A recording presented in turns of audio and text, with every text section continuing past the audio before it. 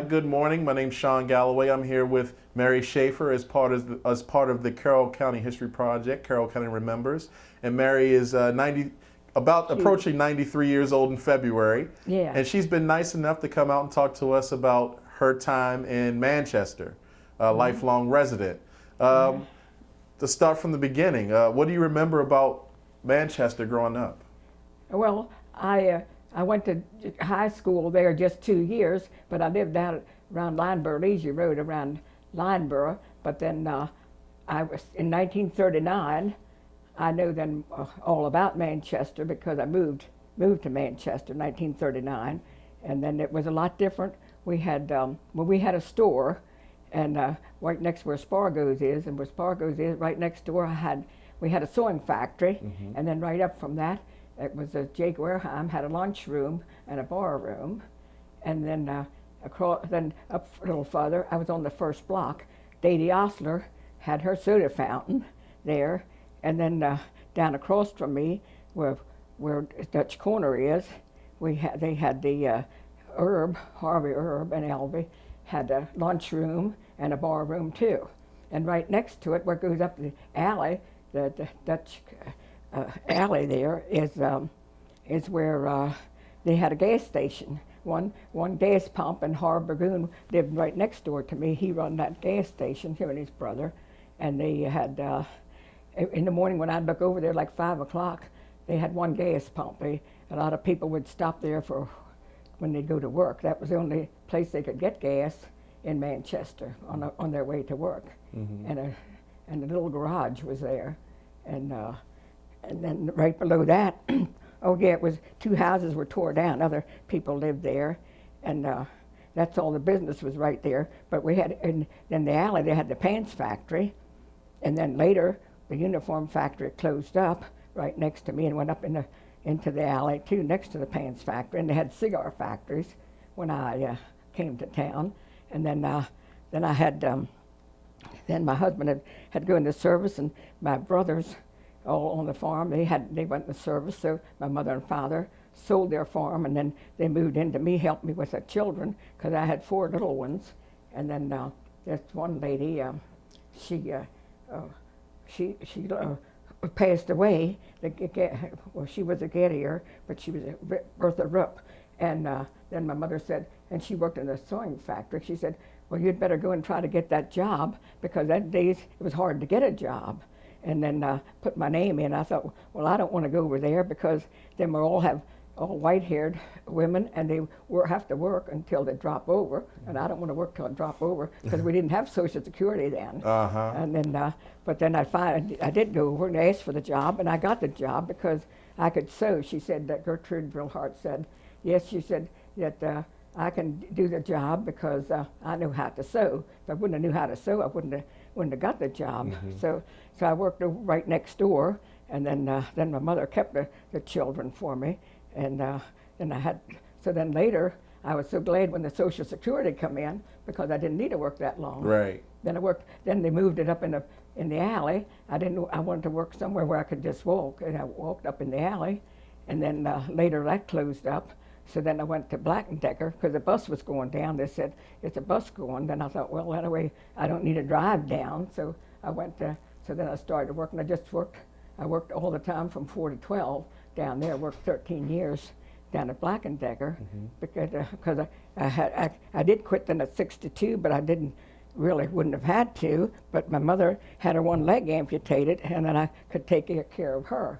So that's why I quit then. But then the next year she had the other leg amputated. But then, so then she passed away. But so I had to. Then after that, I just went more or less on bus trips and all.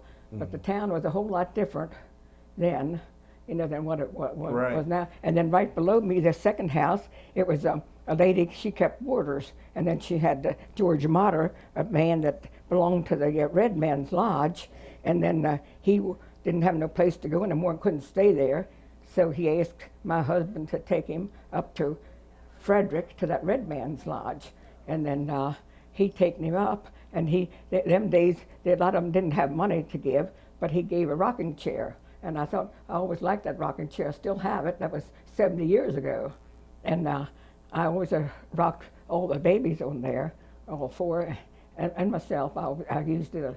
I used it a lot, so I have memories of that. And so I lived right there where it was a lot of things. Saturday nights, everybody, and then Cora Store was up there. A lot of people would come in to get away Saturday nights. They'd gather around up at Cora Store, and then they'd gather around at the lunchroom there too at Jake Wareheim's. And then I did work a little bit for her because she had boarders upstairs, and I cleaned for her Fridays, and then I helped her Fridays because the women would come in from the sewing factory for lunch there, and then I'd come down like 11 o'clock and I'd make like chicken salad and things like that. I'd make for Annie Wareheim. And then Annie had a woman there that would just make pies, and see, the women got paid Fridays, and then they'd go in there to eat, and some would go over to Elvie Herb to eat. So it was a different world. Everybody worked right there in town. They didn't go farther to go to work at that time. And then so I worked up there for them until they till I what was in the sewing factory that I didn't. But before that, I went to I helped them out, and then I used to help in the daytime. I helped her to can Annie Wareheim's mother. I'd help her, Mrs. Lippy, Lena Lippy, to can. We'd can in the iron kettle. She'd have the iron kettle outside and put wood fire underneath of it, and we'd put tomatoes. We'd can tomatoes there, and we'd can string beans and corn. She had corn there, and so I helped her to do a lot of canning outside. They don't can like that anymore, outside. Right. So it was a big difference. And people had the hog pen. Jake Wareheim's had hog pens there, and when we moved to town, the outhouse was there, and no cesspool or anything. So we put a cesspool in right away and put the commode in. But a lot of people didn't have that. And the sewing factory, they had their outhouse out back, and they were walking all the time. And I used to hang out the diapers and stuff. I'd have to wash every day. And I thought, well, these people, I wasn't used to people seeing me because I was out in the country. And but they'd go down when I'd be hanging up my wash. And then they had a pump. They had to come out to the wooden pump to get water at the sewing factory people. And the other different neighbors, they'd have a pump both together. Two houses would have it in between up on the pavement, have a pump, a water pump, because there wasn't no water in town them days.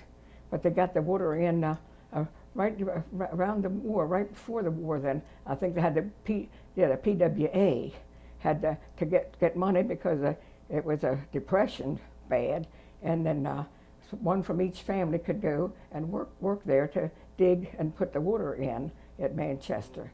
And so then the water was in when we moved in. But and it was about everything was dirt road. Lineboro Road was dirt road. But then after the war, everything changed. People got electric. I know out on the farm then we didn't have any electric. We had 35 cows we milked every day by hand. Because I milked ever since I was about 6 years old. I had to milk cows, and then we'd have to mind the cows too, put them out in the field, and then I'd have to do that before I went to school at Crossroad. And then when the mailman would go, well, they told me then to put the cows in the meadow at 10 o'clock. Well, now they wouldn't allow that. You'd have to be there when school starts. Right. And them days, you didn't have to go to school. And some of them, the 6th grade, they quit.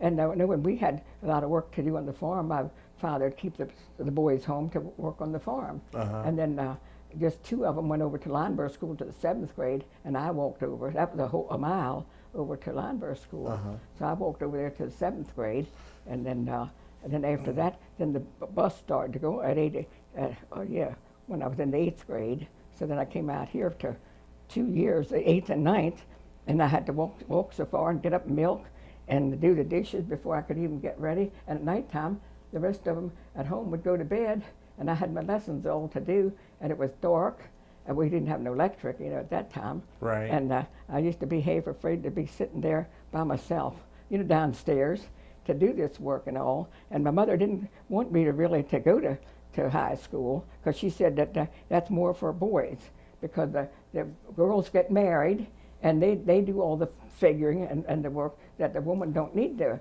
have the education. That's what she said. That's interesting. Yeah, she said the girls don't need education because my father always did all the book work too, and my mother never bothered with anything like that. So did you go to school? Did you go to high school? Yeah, I went just 2 years. I went to the 8th and the 9th grade then, and then I think they had it the 8th and 9th and 10th and 11th. Yeah, they had school then longer, and then I went to the academy, the old academy there in Manchester, and we'd have to go up the steps. It was like pie steps, all curved around, you know. We had to go in that academy, but we had a portable outside. But when it was ugly weather, you had to go out in that rain to get to the portable. And then they had the elementary school setting back further, but then they tore that down later on, because it made a big difference after the war. It seems like, and when Roosevelt he got the Social Security again, that was a big help. That was a big deal. Yeah, that was a big deal. Now, you've been in Manchester, I think you said 73 years. 70. 70 years before we started the interview. What's changed the most in that time? Well, it's a lot of, the people are gone. I knew everybody, and now I don't know very few people anymore. That's a big change that I think. And up at the square, Dady Osler always had that soda fountain and the other store where we could go and get most anything, material or anything. It was a regular a store there that you could buy anything. Now it's not. You know, that has changed. You have to go farther now to get any. To go to a department store, you have to go, and like you've got to go down to Walmart or Westminster. Before Walmart was there, you had to go to Westminster to get anything. So it's a big change with what was there, because now the lunchrooms are different. Spargo's are right there next to me, but it's a big difference in that. And it used to be that people had roomers, would have people staying there overnight, and they worked at the pants factory, and they lived in Baltimore, but then they'd just come up and stay for the week. And it was buses going. That's a big difference too. And a lot of people that did start to go to work, they went down on the bus to Baltimore. They didn't drive down either. And that was so I think it was a big difference with when they started going down there to work. So the buses went, and then that helped you out a lot, because the buses first went down to Black & Decker when Black & Decker started up too. So that's a big change. You could go on a bus to Hanover or Baltimore now, and they'd stop at the Dady Osler's, and then you could just go up there and get on the bus. That's one big change, and it's a big change with the people that I don't know anymore. Most people, they just rent now. Everybody owned their own home, right? And then they didn't move around. And then you knew them all, but they about all passed away. They all passed away, and so now it's just people renting from them, but they come from everywhere, and that way you don't know them. Right. You don't know the people anymore.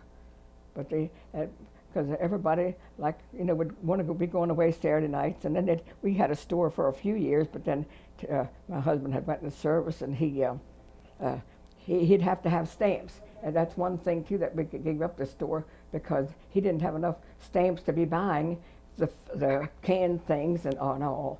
And he used to go down to Midnight Market to the fish market and bring fish up in Arab around, take fish around and other things. And people would order things, even if wanted sugar or flour or anything like that. He would take it along when he'd go around Arabbing with his fish. But they had the Arabs then. And we didn't, I didn't have no Frigidaire, because when I moved there, we just had the ice box, because we had to keep a lot of ice for the fish. And then when the one started with making, then the war came, so you couldn't even buy a Frigidaire or anything. Every time you want to go to buy something, they'd say they're doing 100% war work, Then up the street, we had Herb Miller. He started to sell Frigidaires and all, but you had to put your name down. So I put my name down then for a Frigidaire, because after we closed up the store, then when my mother moved in, then they moved just about a block away. Then I said, well, she could have my Frigidaire. I still had ice, so I got the next time my name came up, then I could get a Frigidaire. You had to put your name down for about everything that they made. Then so that was a big difference. It's when you lived through a war. Right, in the Depression and everything like that. Yeah, the Depression and the war. Yeah, and I know when the Depression was, some of the neighbors, they lived in a schoolhouse then at Crossroad, and all they got was like dried peas and dried beans and rice. They didn't get things like they do now, no canned stuff or anything. Just things that didn't spoil. Right. They would have. So it was people, and the neighbors would give things. My mother, whenever we had an orchard of fruit, we had plums and cherries and most everything, pears and apples. So we would give to some that didn't have anything. I think the neighbors looked out for the other neighbors. When the Depression was. Right. That was one of the bigger things. Now, you mentioned earlier that your mother watched the kids while you were going to work. How many kids did you have? 4. 4? I had 3 girls, and I made all their clothes. And when I made snowsuits for the boy too, but mostly I made little overalls for him too. Okay. Because I sewed most everything, that I got. And so I had to do that, and then it was good. Well, that's the reason that they wanted to move close to me, so they could take care of the children. Because when my husband went in the service, he never came back, and I had the 4 little ones. So that was so that made it bad, for me. Right. Because to go to work and had the children, but then she would come down in the morning and get them ready for school. But some didn't go to school, and she took them along home with her, and that way we did. We kept it going. Okay. Are your children still in the area today? All but one. Well, one lives close, and she does a lot for me now. And then one lives at Glen Burnie, and one lives at Dundalk. And then I have a daughter lives at Nevada. Nevada. Wow. But she's coming in the 16th and staying for 3 weeks with me over Christmas. So you're excited about that, probably. Yeah. All right. And because last year in December, her husband passed away. Oh, and sorry to hear that. We knew he had cancer at the lungs, and he was in Vietnam. And they thought maybe that was it too, but he did smoke. So we went out there, 7 of us, because I have a granddaughter in Florida. Her and her husband went, and the rest of us, it was 7, flew out to and surprised him the 24th of November, because her birthday was and their anniversary was. And we knew he wasn't good, so we thought it'd be better to go while you can talk to him yet. Right. So then we went down into Laughlin and met them. We flew out to Las Vegas, but then when we stayed in Laughlin, but then I stayed then with them for a week, and then they stayed in Laughlin, the 7 of them, and then we come home. But I was glad we went out while we could talk to him yet and all, So that was, and my mother lived to be 90, but she had diabetes. Well, they said the diabetes wasn't as bad. It was a poor circulation. So I more have breathing problems.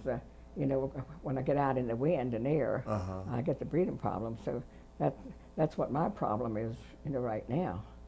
But so I don't know. I didn't, and she didn't. Her hair didn't get gray. It was a little bit salt and pepper, but mine got white. But my other grandmother, her hair was white, and I guess I take after that one. Right. And I have a sister died 2 years ago. She was 98. Wow. But my six brothers, they all passed away younger. They taken after my mother's side. Her brothers were that way. It was they had heart attacks and strokes.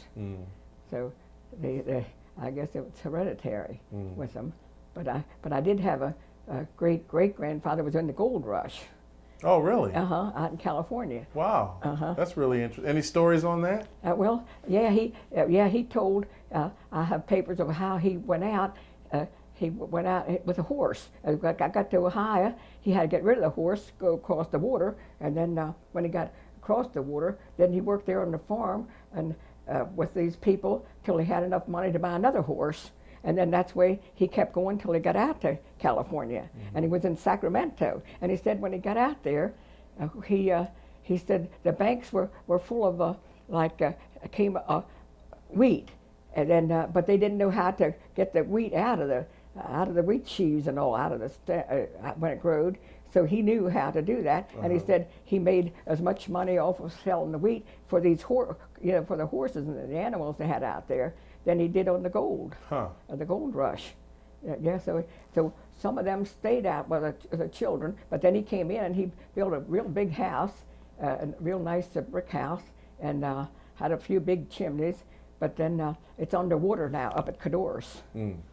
That house is underwater, and the farm is underwater. But we have stories of him that he wrote, and he lived to be 90 years old.